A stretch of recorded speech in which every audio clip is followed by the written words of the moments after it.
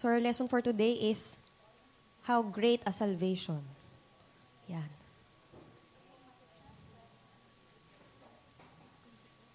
Tunay nga naman, grabe ang kaligtasan na ating natanggap. Amen po ba? Once na naranasan mo ang kaligtasan ng Panginoon, your life is never the same again. Amen? Kaya gusto natin maipasa to sa iba.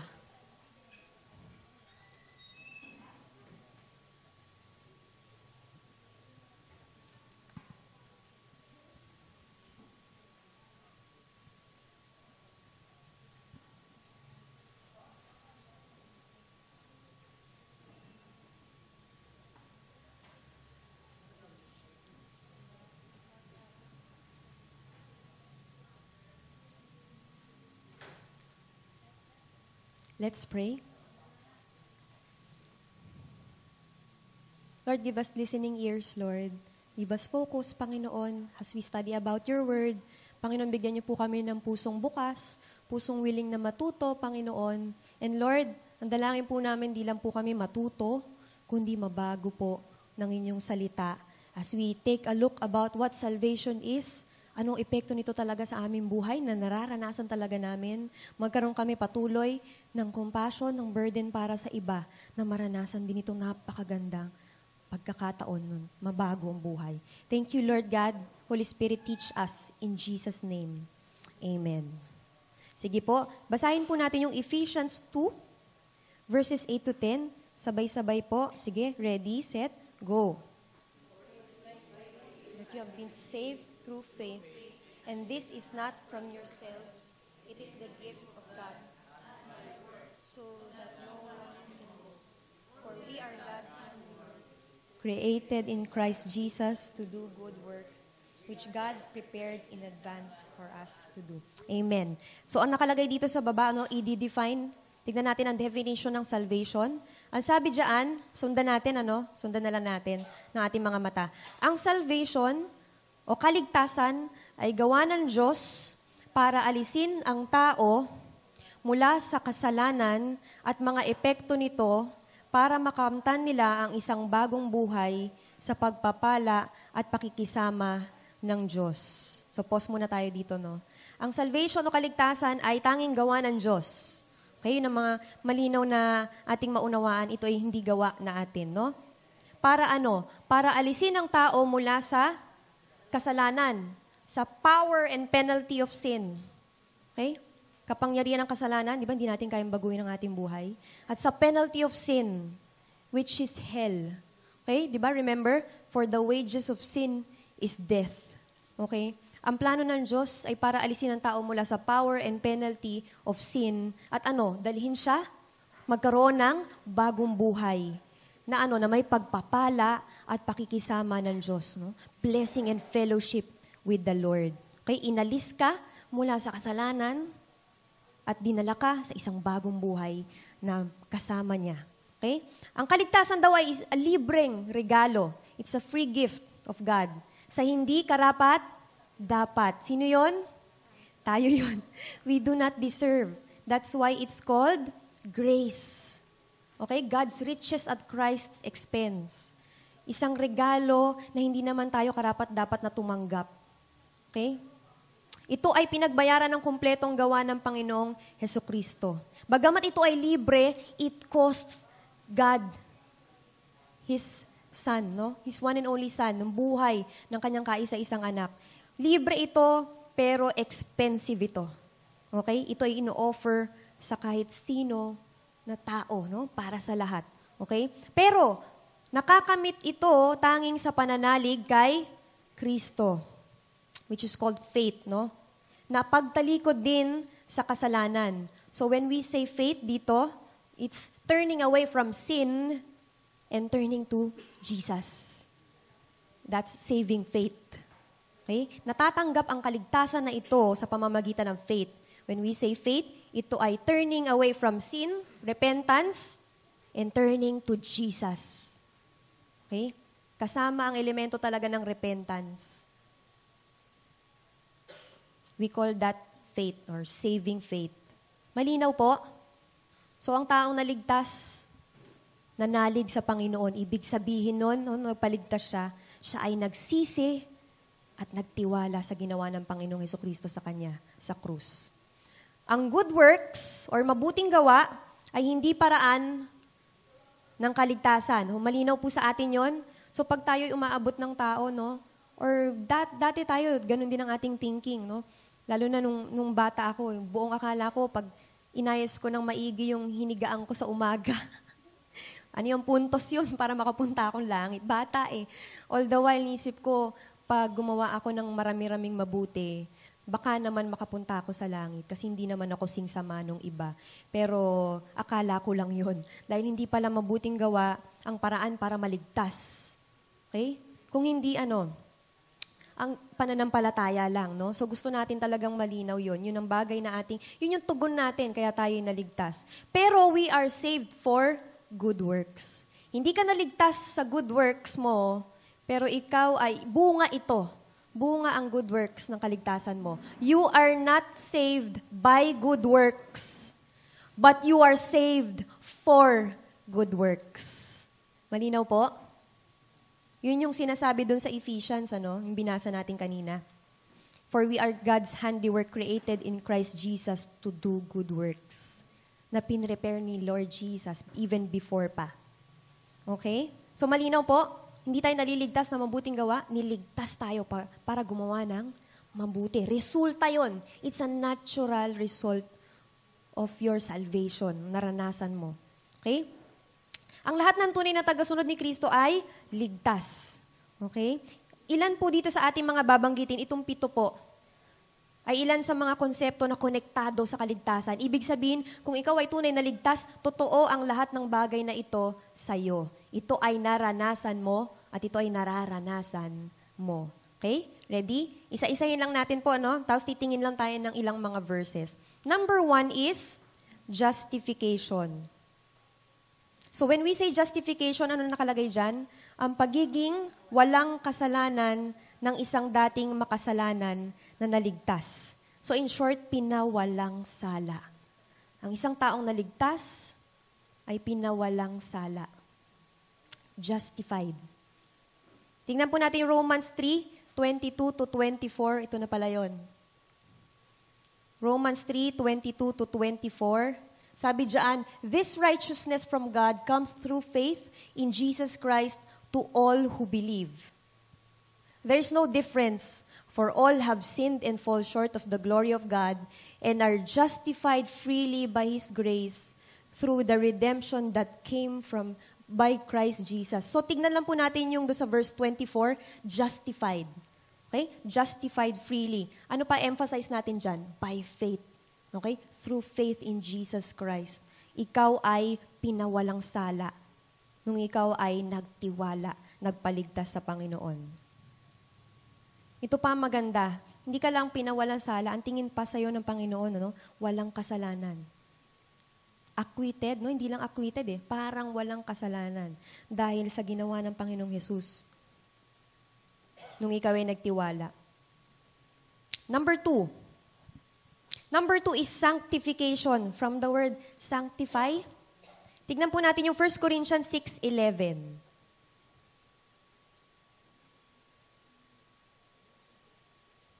Ang sabi po dyan, and that is what some of you were. But you were washed, you were sanctified, you were justified in the name of the Lord Jesus Christ and by the Spirit of God. Ibig sabihin po ng sanctification, ito ang pagkakaroon at pagkilos ng kabanalan ng Diyos sa buhay ng naligtas. So in short, when we say sanctification, ito ay pinaging banal. Anyone na magpapaligtas sa Panginoon, siya ay holy, set apart, santo. Dahil ang kabanalan ng Diyos ang kumikilos sa kanyang buhay, Every day ba you are being made holy? Every day, Ikaw ay dumadaan sa proseso, tama ba ng pagbabago? Nagpapabago tayo sa Panginoon, every day is an opportunity para mabago ng Panginoon. So you are holy and you are being made holy. Okay? Tayo ay patuloy na nasa proseso. Okay? Number 3 is glorification. Yan. Tignan po natin yung Romans 8, verse 30.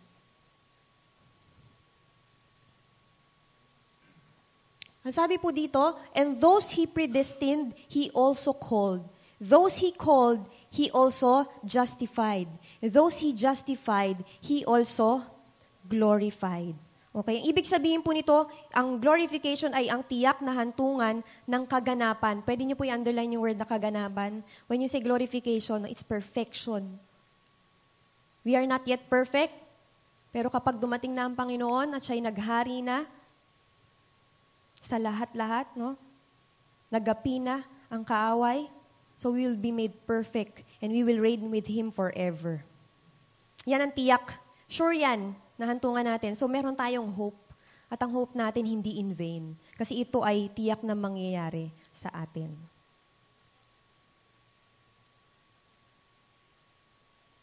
Number 4 is regeneration. Ano po napasok sa isip niyo pag narinig niyo yung word na regeneration? Regeneration. Regenerate, no? Pagbabago. Amen po. Pag yung word, yung anong tawag po doon, prefix, no, re, pag nilagay po natin, rewrite, sulat ulit, no? So, ibig sabihin ng regeneration ay nagkaroon ka ng bagong buhay, no? Ang pagkakapanganak na muli ng naligtas sa isang bago at walang hanggang buhay. Ikaw ay pinanganak muli. You are regenerated. 2 Corinthians 5:17. Ito ho. If anyone is in Christ, he is a new creation. The old has gone, the new has come. Ay, ang sarap po magkaroon ng bagong buhay. Tama ba? You are not where you are. Although wala ka pa sa patutunguhan mo, dahil tayo patuloy na binabago ng Panginoon, but you are not where you used to be. And sa tingin ko, lahat tayo dito mag-a-agree na ayaw na natin balikan yung dating buhay natin. Tama po ba? Ang layo na. Lord, ang layo na ng narating natin. Aatras pa ba ako? So wala nang atrasan to. No? Paganda ng paganda at pabuti ng pabuti ang buhay ng isang Kristiyano. Amen po ba?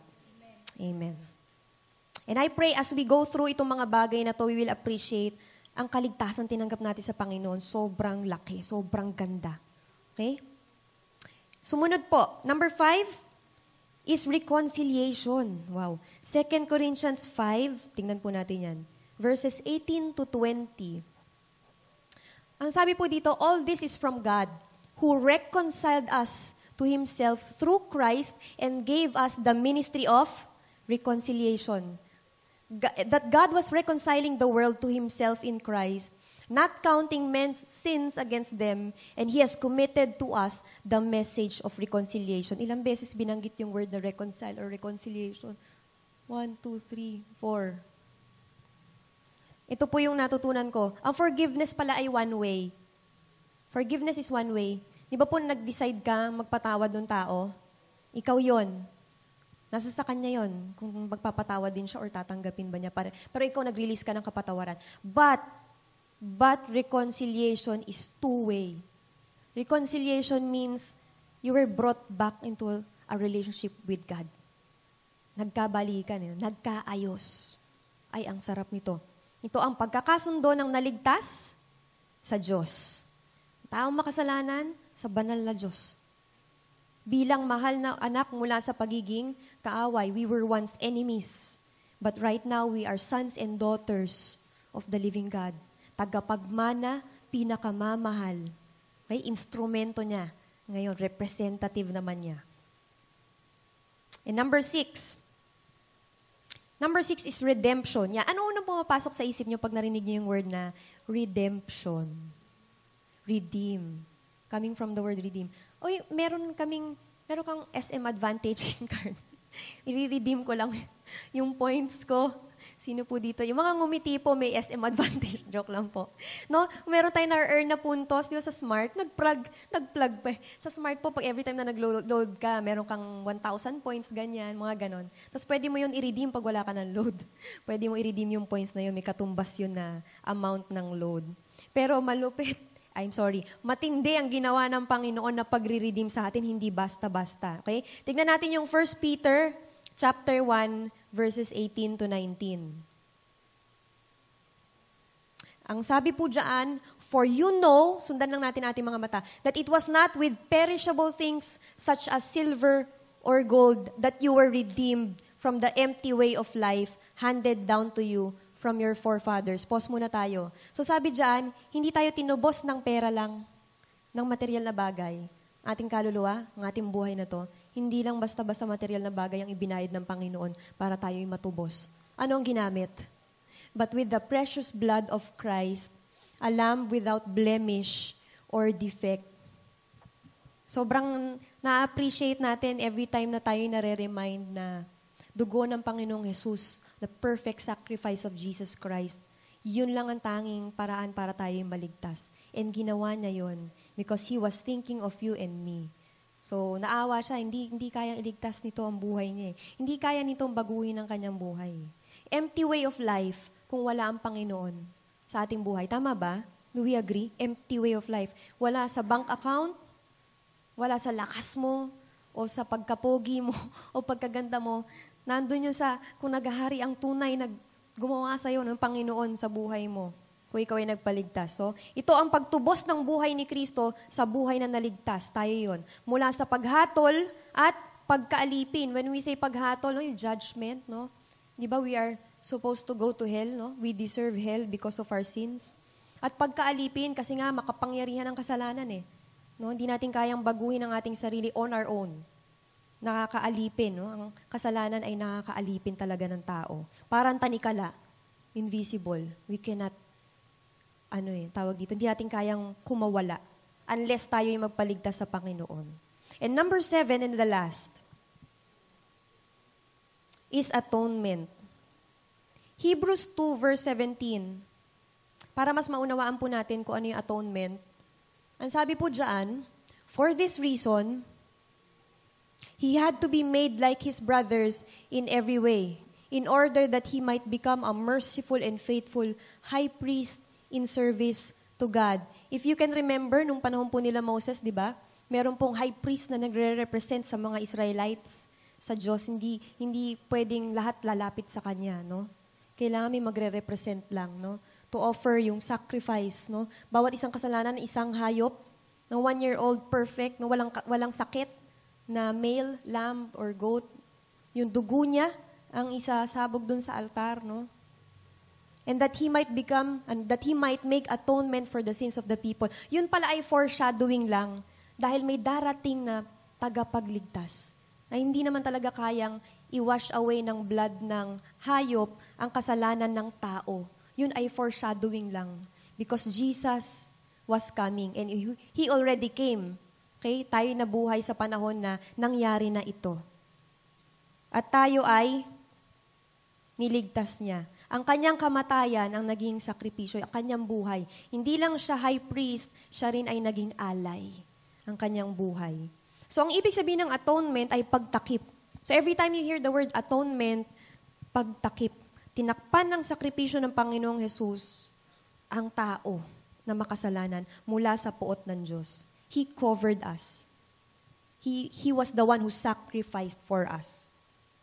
So, hindi ka lang tinubos. Siya yung pumalit eh. Siya yung pumalit sa iyong lugar. Lahat ng sakit, ng kasalanan, ng sumpa, ay inako niya lahat sa krus. Binayaran niya at pinagtagumpayan niya. So, walang kasalanan. Ano lagi natin sinasabi? Kahit gabar ko pa yung kasalanan mo, gadagat naman ang grasya ng Panginoon para ikaw ay patawarin. So, yun ang lagi nating sinasabi sa ating sa mga taong gusto nating makakilala sa Panginoon. Kahit ano pa ang background mo, ano pa ang nagawa mo, parehas lang tayo, para tayong pulubi, parehas lang eh. Ako nakita ko na kung nasan yung pagkain. Di ba naalala niyo ito yung illustration ni Pastor? Pulubi lang din ako na, yun nga lang, nakita ko na kung saan yung pagkain eh. Ngayon, pulubi ka, gusto ko ituro sa'yo, nandoon yung pagkain. Ito ang living water. Ito ang bread of life. Itong tanging paraan para umayos ang buhay mo eh. Panginoon lang talaga. Okay? So that is our message. Kahit pagbalik-baliktarin mo pa yan, dahil yan ay totoo sa'yo, masasabi at masasabi mo yan. No? Habang tayo ipatuloy na nananalangin, Lord, bigyan mo ko lakas ng loob. Lord, bigyan mo ko ng pagmamahal talaga. Makita ko siya, kagaya ng paano mo siya nakikita. O sabi nila, Minsan daw pag sa school, no, pag merong makulit na bata, pasaway, ganyan. No? Ang sabi nila, intindihin niyo yung bata na yan. Kasi baka sa bahay hindi yan pinapansin. Naghahanap ng atensyon. At alam ko kahit hindi bata, tayo po, kahit tayo mga adults na, pag wala ang Panginoon sa ating buhay, tayo naghahanap ng tunay na pagmamahal. Tama po ba? So tayo kinatagpo ng Panginoon dun sa area na yon, nung tayo naghahanap na. At marami pa, sabi dun sa documentary na Furious Love, the world is waiting. So sabi nung lalaki, come on church, the world is waiting. Nagsishare sila dun sa mga prostitute dun sa Thailand. Sabi ko, grabe, ibang klaseng pag-ibig to. Amerikano pupunta sa Thailand para lang abutin ang mga prostitute. Tapos nakakaiyak nung pinapanood namin yung isang patotoo. Kaya makapangyarihan ng patotoo po ninyo eh. May isang prostitute na nagpapatotoo. Sabi niya, grabe, sobrang nagpapasalamat ako sa mga taong ito eh. Inabot ako. Nagbago talaga ang buhay ko. Dati nakatira ako sa kalsada eh. Pero ngayon, kitang-kita mo talaga sa kanya, maayos na talaga ang kanyang pamumuhay. So, hindi lang nila sinishare yung gospel eh. Nagbigay sila ng yung kapalit kasi kailangan nilang mabuhay, tama? Ang ginawa yung may ministry po, may church po doon, binigyan po nila ng kabuhayan eh. Gumagawa po sila ng jewelries, accessories. So, mayroong pag-asa sa Panginoon, tama po ba? Hindi lang bagong buhay eh. Pati hanap buhay eh. Siya talaga ang nagpapala sa atin, hindi niya tayo pababayaan. Siya pa ba na hindi na pinagkait ang kanyang kaisa-isang anak? Diba? How much more pa ang mga bagay na kailangan natin, no? Na mas maliliit. Amen po ba? Amen. So ang lahat ng bagay na ito na ating dinaanan ay ating naranasan at nararanasan. Ano-ano yon? Justification, sanctification, glorification, regeneration, reconciliation, redemption, and atonement. Sobrang laki, sobrang ganda ng offer ng Panginoon. And nakakalungkot naman kung hindi natin maibabahagi sa iba. So tayo nagpapabago patuloy. Lord, for the sake ng mga taong aabutin ko, baguhin mo ko. Ang mensahe naman natin sa mundo, hindi naman perfect pa. Pero gusto natin makita sa kanila yung pagkilos ng Diyos sa buhay natin habang tayo nagmamahal. Okay? Hindi natural sa atin ang pag-reach out sa ibang tao, tama? Hindi natural sa atin eh. Pero dahil sa pag-ibig ng Panginoon, nababago patitingin natin sa tao. Yung palagi nating kasama. No? So matinding lesson talaga sa akin ito. Dahil minsan nauunahan talaga ng kamatayan. Sobrang laking panghihinayang talaga. So while we are still alive, habang buhay pa yung taong ating inaabot, may pagkakataon pa. So, may this be an encouragement sa bawat isa sa atin. Pwede tayong mauna. Pwede nating unahan ng kaaway. Okay? Pwede pa tayo, may pagkakataon pa. Okay? So, meron po bang tanong?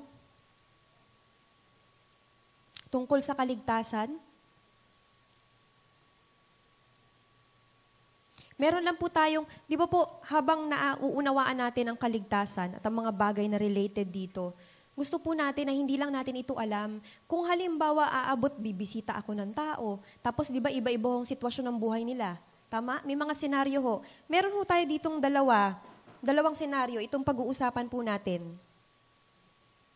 Dalawang cases. For example lang, hindi ko nga alam, baka ho ito'y na-experience nyo na. Gusto nating malaman, paano ba natin ito haharapin, no? Kasi we will reach out to people who are also broken just like us. No? Iba-iba ang sitwasyon. Maganda mapag-usapan po. Case-to-case basis kasi.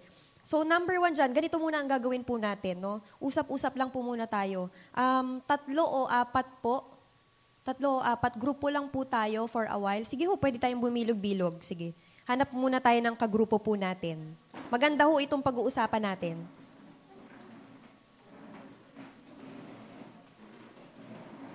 Tatlo o 4.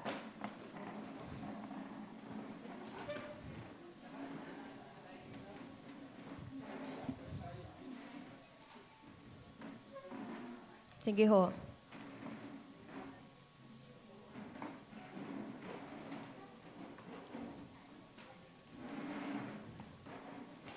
So, ang question number 1, ito po, saglit lang po natin pag-usapan ito, no?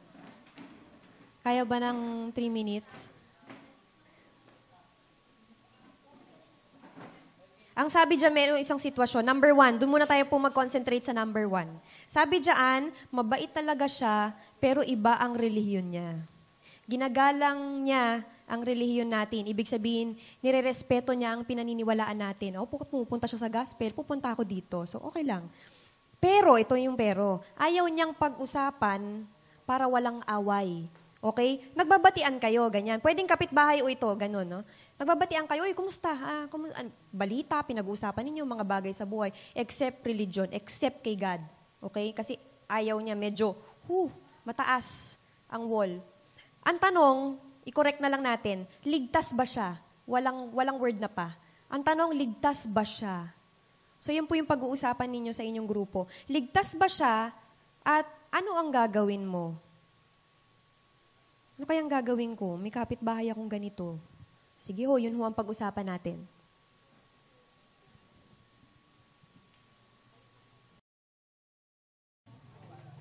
Okay. Sige ho. Alam ko marami na tayo na pag-usapan, ano?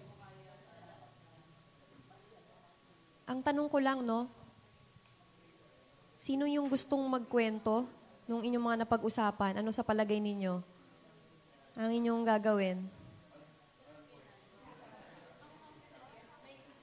Si ate. Sige. Si ate po.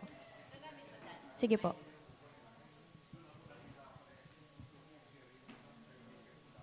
Good morning po. I-share ko lang po kasi may kapitbahay kami, siya, Katolik. Ngayon, mabait siya, mapagbigay. Ngayon, ako bilang Kristiyano, nanampalataya sa Panginoon, kung hindi ko nakita sa kanya yung kilala talaga niya ang Lord, pinakita ko sa gawa talaga na bilang Kristiyano ka, isi-share mo yung salita ng Diyos at gagampanan mo yon na makita niya sa iyo na talagang totoong naglingkod ka kay Lord. Di, nakikita ko sa kanya, mahilig siya ng ganon, naghuhusga siya sa kapwa. Di, minsan nangapit ba siya sa bahay, ayoko naman kasi yung makipagharap na walang kabuluhan. Hanapin niya ako sa bahay. Sabi ko sa mister ko, sabihin mo, nasa CR, kasi ayoko makipagkwento ng walang hantungan ba na walang opo-opo, kakatolik siya. Di, sabi ko naman sa kanya, sabi niya, ate, ganito wag tayo mahusga sa kapwa natin para hindi rin tayo husgahan sa sarili natin. Ang gawin natin, kung may kwento naman sa'yo, sige, tanggapin mo. Pero dyan na lang yan sa'yo, wag mo na ilalabas kasi ang hantungan yan ay kaguluhan. Yun ang payo ko sa kanya. Ngayon, unti-unti na siyang naniwala bilang Kristiyano dahil ako talaga ingat na ingat ako sa kalye namin bilang Kristiyano kasi sabihin sa'yo, simba-simba ka linggo pero wala pala sa'yo bilang Kristiyano. Yun talaga, tayo bilang manampalataya, ipakita mo talaga sa kapwa mo na ikaw yun ay anak ka ng Diyos. Kaya mahirap, magkamali ka lang, salita lang, mahirap. Di, may pagsubok sa kanya, sabi niya, ay ate, paano tulungan mo naman ako? Mayroon kasi kaming palayan, ngayon binagyo, na was out. Sabi ko, ay ibalik namin kamo yun sa may-ari kasi ayaw ng mister ko kasi napisti, ganun. Sabi ko naman sa kanya, sabi ko, Neng, yun ay pagsubok lang ni Lord kasi kumbaga, umpisa pa lang, huwag kayong mawalan ng pag-asa. Sa pangalawa niyo yan, dyan nyo makita yung biyaya ni Lord. Di, sabi niya, ay ate, alam mo, sinabi ko sa mister ko, pumayag na, hindi na niya bawiin yung pera. Kasi sabi ko, hindi naman pwede yung bawiin agad-agad yung pera. Malay mo kung nagastos na yun. Sabi niya, alam mo, pumayag yung mister ko na hindi na kuhanin kasi nakinig po siya doon sa sinabi mo, sinare ko din sa mister ko. Kasi siman kasi siya na yung asawa niya. Ito nga po, talaga ang sarap.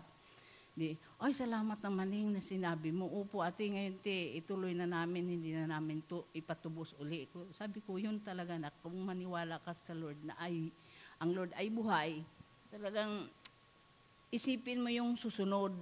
Sabi ko sa kanya, huwag kang bumitaw kasi sinubukan lang kayo kung saan yung panampalatayan nyo.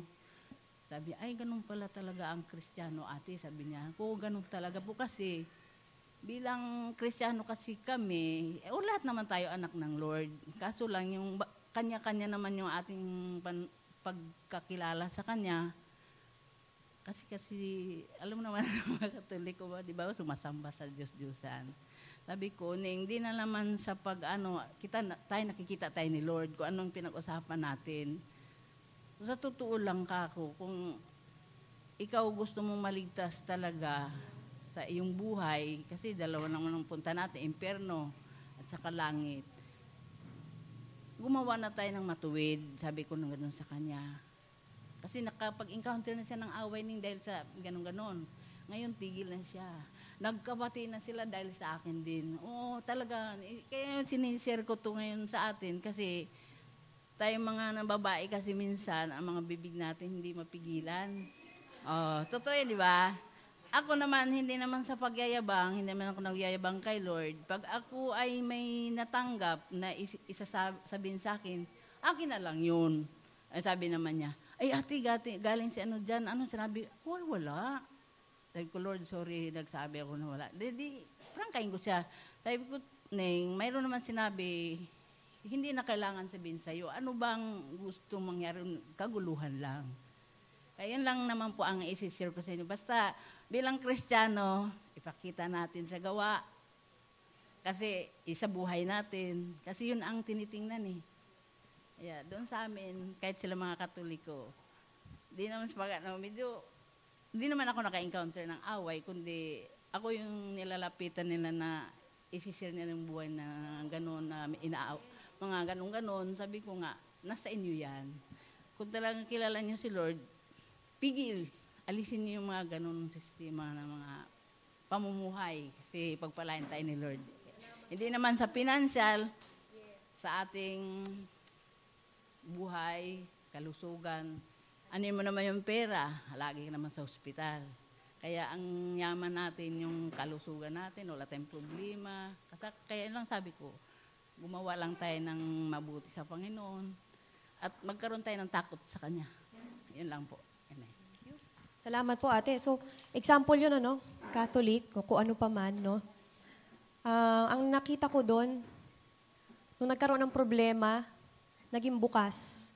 Kasi lumalapit sila sa Kristiyano. Hindi nga nila namamalayan, no?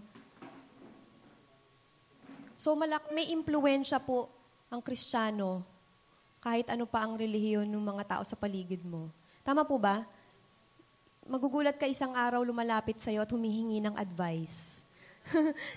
Nagkakaroon ka ng impluwensya, tapos natutunan mo sa Panginoon, binibigay mo, pinapasa mo sa Kanya. And of course, pinananalangin mo, kasi hindi niya talaga ito mapapamuhay, may experience, unless talaga ang tumbok ko, maligtas siya. Gusto ko talaga makakilala siya. Pero namumuhunan ka, advice ka, nandun ka. No? Kung may pag-usapan man o pag-usapan man siya hindi maganda, ikaw hindi. So nakikita rin talaga sa buhay, nakikita ng mundo din kung sino talaga ang nasa Panginoon at sino ang hindi. Okay? Sino pa? Sa mga lalaki po, ano pong sa tingin niyo dito sa Tito Sam po?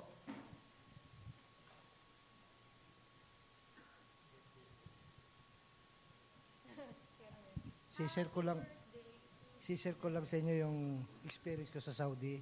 Ganito din yung pecha, 31, January 31. Lumapit sa akin yung anak ng amo ko, sabi sa akin, magbihis ka at may pupuntahan tayo. So, nagbihis ako. Akala ko, iti-treat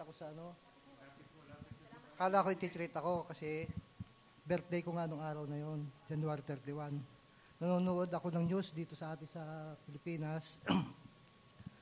Nung dumating kami ngayon sa city center ng ano nga ba yun? Hindi Riyadh. Nakalimutan ko na kung anong lugar yun eh. Pumasok kami sa restaurant. Akala ko papakainin ako dahil birthday ko nga. Pagpasok namin sa restaurant, sabi ko, sarap, kakain kami. Yung pala, paakyat kami sa taas. Ang sumalubong sa akin, mga Pilipinong converted sa Muslim. Inaalok ngayon ako na pinapaliwanag sa akin kung gaano kaganda ang Muslim. Sabi ko, okay naman. Hindi ko naman sila sinasalungat eh. Pero, Noong bandang huli, hindi ako napasang-ayon. Para umuulang ako pero hindi ang kalooban ko hindi sumang-ayon. Pag-uwi ngayon namin sa bahay namin, sa barracks, sabi ngayon ng anak ng amo ko, kumusta? Kung mag-isasalita natin, pwede na ba?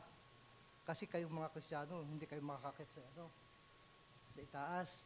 Doon kayo pupunta sa ibaba, siguro, doon sa interno, gano'n. Sila lang daw makakapunta. Tapos, nung may paliwanag niya sa akin gano'n, sige na, sumama ka na sa amin. Bibigyan kita ng pera. Medyo malaki-laki din pera alok sa akin eh. Di sabi ko, hindi ako pang-ayon. Pag-uwi ko ngayon sa barracks namin, sabi nung mga kasama ko, sige na, tanggapin mo yan. Pagdating naman sa atin, Kristiyano ka na uli eh. Medyo sasabayan mo lang sila, magpatuwad-tuwad ka lang dyan, may pera ka na. Sabi ko, hindi ko pa ako kahit tanggapin yun. Para ka ako, pinagkadulo ko si Jesus, para ka ako si Judas. So, hindi ko tinanggap yun. Bagamat ang alok sa akin ng mga sige, tanggapin mo na. Dahil sayang din yung pera. Wala namang mawawala sa atin. Kundi nakikasabay ka lang sa atin. Hindi ganun nga. Ang pinanindigan ko lang, yung pagiging Kristiyano, hindi ko dapat talikuran si Jesus. At iano ko nga yung pagka-Kristiyano ko. Pinakilala ko sa kanila na talagang ang Kristiyano ay Kristiyano. Hindi pwedeng maano ng pera. Kumbaga sa pera, iniaalok talaga eh. Tukso yun eh. Pero hindi. Pinanindigan ko pagiging Kristiyano ko. Kaya nagpapasalamat ako sa Panginoon at dumating din sa akin yung pagkakataon na mapaaway ako sa Syria. So malaki yung Syria, malakas. Sa sa diskarte ko, naagaw ko yung pala niya. Yung pala niya na inihahalo ng simento, ihahataw ko na sa kanya eh. Yung tamang-tama naman, nasa likod ko yung anak ng amo ko na sumigaw sa akin na Samuel, tigilan mo yan. So, binaba ko yung pala. Kung ihataw ko yun, siguro nakakulong ako. O baka pag napatay ko, mapuputan pa ako ng ulo. Kaya, malaki pa sa salamat ko sa ating Panginoon at iniligtas niya ako sa ganong sitwasyon. Yun na po.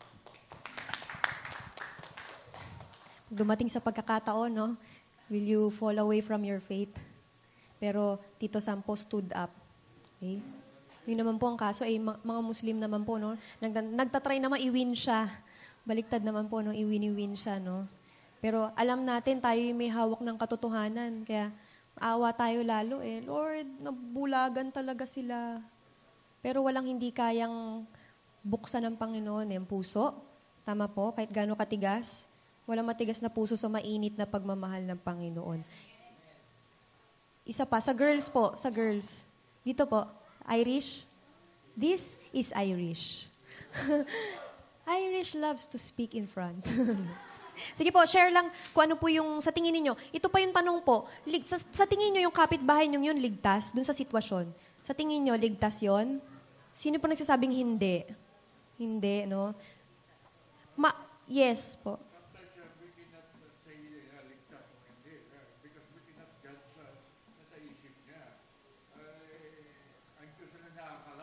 Yes. No? We cannot say that it is ligtas by his action. Kasi it is unfair na we judge somebody na ligtas. To me, that is unfair. So, paano po natin titignan yung tao na yun, Kuya Jovi? Will we still win this person? Amen. Yes. Yes. Ang treatment pa rin natin with love. Yung perception mo ay mali yung ginagawa. Ngunit hindi mo 100% na masabi na ligtas ka. So, ang sinasabi po ni ate, yes, sa life, tinitignan po yung life. Para ang sinasabi rin po ni Kuya Jovi is, we cannot judge. We cannot judge naman.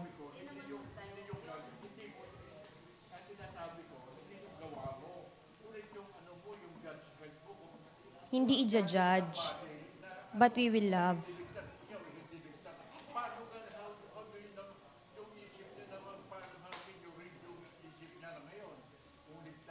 Kasi ito pa po, pwede ho natin habang, di ba ho, habang nag invest tayo, habang kinikilala natin yung tao, nalalaman din ho no? Ito kaya nagdesisyon kaya siya before? Meron kaya, no? So, pwede ho habang minamahal natin. So, tama sinasabi ni Kuya Jovi, do not judge naman. But, tama rin po yung sinasabi ni ate, no? Aabutin ko to. Aabutin ko to. Yung sinasabi, sometimes mga Kristiyano, meron sinasabi ng spiritual pride. Spiritual pride, which is, I think that is mali. So we assume na puro alam natin na ng because we know about the Bible ng so there is a tendency na masyado tayong mayabang. So when it comes to spiritual matters. So I think that is, walang humility yan pagkaganyan Especially sa especially sa gospel, sa mission ng gospel. We can be so proud that we are saved and not care that others are not. Yes. So sasabihin natin, hindi, alam niyo na yan, save niyo na yan, dyan naman ang Bible. Kahit hindi ko na lang sabihin, bahala na lang siya. Kasi ayoko mag-judge Pero actually, when we think we can call it humility, sometimes it can be pride. But we don't care for someone who doesn't know that Jesus is the Savior, doesn't know the gospel, and you say, I won't bother with that. I don't want to take my image or what they think of me. That too is a form of. So there's pride in being saying, alam ko lahat, that's proud. Pero there's also pride in knowing the gospel and not telling others about it. Pag alam mo, kunyari, this is the cure for cancer, it's not pride to say, this is the cure for cancer, it works. If you know it's the cure for cancer, and you know it works, and you know he has cancer, it's the height of pride to say, who am I to tell him that this is the medicine, when you know it's the medicine? The whole question siguro para sa Kristiyano is Jesus the only way? Siya lang ba talaga ang tagapagligtas? At wala na bang ibang kaligtasan liban sa Kanya? Kung totoo yun, it would cause us to behave in a certain way para sa kapwa. Amen. Of course, kung di totoo yun, tama, yaman. Tama po. So gusto lang po nating i-remind talaga na kasalanan talagang hindi pagtestigo sa totoo. But we will do this with love. We will do this with compassion. Yes. Yung care po talaga. Doon talaga nababasag ang walls kahit gaano katigas yung puso ng tao pagdating sa pagmamahal ng Panginoon. Si Irish po. Si Irish. Last. Good morning po. Share ko lang po yung sa best friend ko po, isa sa mga best friend ko. Sharean ko na po siya basta nung bago pa lang po kasi syempre mainit, parang ganun. Gustong makashare. So, siya yung una ko naisip. But then, nasharean ko naman siya, pero siya po yung isa sa mga, parang sinasabi dito na, pag usapang religion, layo, parang, narinig ko yung sinabi mo, pinaniwalaan ko siya, pero sa mga paniniwala mo, layo tayo, parang layo-layo. Parang dito ako, dyan ka, parang ganun. Though, parang nasharean ko siya, ayoko rin pong i-judge kung totoong tumanggap or hindi. Pero as of now po kasi, ang ginagawa ko is ini-investan ko po siya para mas ma-sure talaga na talagang ligtas siya. Tapos pag may problem siya, yun, pipray ko, ini-invest ko, tuloy pa rin po talaga kahit medyo ilag talaga po siya. Yun po. Amen. So, hindi tayo sumusuko dun sa tao because we love them so much. Ayaw natin talaga mapahamak sila. Lord din naman talaga ang nagliligtas. But our part is to testify. Our part is to love them and share the gospel to them. Yung pangalawang sitwasyon ho, nakita natin, yung pangalawang sitwasyon dito, i-assignment na lang ho natin to, no? So, meron pang isang situation dyan na maaaring nararanasan nyo o dinadaanan nyo ngayon. Or baka, no? So, maganda anticipate natin, Lord, ano bang gagawin ko dito, no? Sa ganitong sitwasyon. Pasa lang din natin next week. Okay? Yung number 2 lang pong sitwasyon, yan. Kasi yung 1 na pag-usapan na po natin. So, maganda po na napag-uusapan. And we are praying, Lord, what will we do sa mga ganitong sitwasyon? Kasi tao po ang ating aabutin, okay? So, bilang ating learning activities, tignan lang po natin, no, ano yung ating mga gagawin for this week. So, dadalaw ulit tayo ng isa. mag-invest ulit tayo. This time, pag binisita natin, try natin, let's pray with them. No? Kaya matunog tayo sa problema. Hindi natin tatakbuhan yan. Naku, problema, pera. Papag-pray natin yan. Okay? Opportunity. Opportunity. Kasi lumalapit po talaga sila. Ito pa, yung ginawa po nating testimonies, naku, excited ho kaming basahin. At nakaka-excite ho yung maibahagi sa iba. So this week, kung ikaw ay gumawa ng, di ba gumawa na po tayong testimony last week, pinasa natin, i-share naman natin yung testimony na yan. No? Sample lang, try tayo, no? Kahit isa, this week, isa sa mga pinipipray mo, try. Kwento lang natin, no? Ano pa? Number 3, ihayag ang one-verse bridge. Subok tayo this week. So, humihingi ako ng tulong sa ating mga disciples. Pagdating sa bagay na to, pwede tayong mag-practice pa ng one-verse bridge, no? O kung may ibang paraan pa ng pag-share ng gospel, pwede din. Gusto rin natin matutunan yung one-verse bridge. So, gusto natin in any other way, we can share the gospel. So, kahapon po na-try namin, no? One verse pero walang drawing. Pwede. Pwede pa, testimony talaga po, no? Testimony, makapangyarihan. Okay? Tapos gusto lang po namin i-remind kayo sa number 4 po. Tingnan lang po natin yung number 4. Okay, let us cooperate with our disciples. Tulungan po natin sila. Okay? Personal witness report form. So, bigay lang po tayo ng ating report sa ating mga disciples. Let's be faithful sa bahagi na to. Tapos number 5, yan, pakita po natin ang ating mga journal, ang ating mga devotions sa ating discipler, pag tayo nakipagkita sa kanila. Book reading po, kumusta ang inyong book reading? Sinong grabe ang ganda ng chapter 1. Sinong mga nakabasa? So, kagaya po nung sabi namin dun sa group chat, ang tagumpay ng LID training mo ay nasa sayo. Depende sa iyong pagsunod. Okay po? Ma-enjoy talaga natin tong training na to pag tayo ay faithfully sumunod sa bagay na to. Promise. Ang ganda po nung chapter 1. Grabe. And John, yung Bible reading po natin, John chapter 11 to 15 naman. So 5 chapters lang per week. Tapos, ang ating memory verse ay Ephesians 2, verses 8 to 10. Ayan po. Salamat po mga kapatid. Idagdag lang po natin yung situation number 2. For next week, sulat lang natin. Basta readable lang po. Ano sa tingin ninyo? Okay? Write it down. And we will face many situations, no? Maraming pagkakataon para magmahal, umabot ng tao. Minsan kahit sa loob ng bahay, no? Sige po, let's pray. Let's pray. Lord, thank you so much sa mga bagay na tinuro ninyo ngayon. Ang dalangin po namin, malakaran namin ito, lalo na yung pagmamahal talaga sa mga taong aabutin namin. Lord, transform us, change us more for the sake of the people that we will win. Lord God, wala pong matigas na puso sa inyong pagmamahal talaga, Panginoon. As we demonstrate your love, as we demonstrate your power, sumusunod lang po kami, Lord, by faith and by your grace. We know that we will win these people na aming pinapanalangin. Salamat po, Panginoon. Patuloy po kayong mangusap sa amin. Patuloy po kayong kumilo sa aming buhay. Salamat po that as we obey you, we get closer to you. As we get closer to you, the more we will obey you. Lord, salamat po. This is our prayer in Jesus' name. Amen. Amen. Thank you.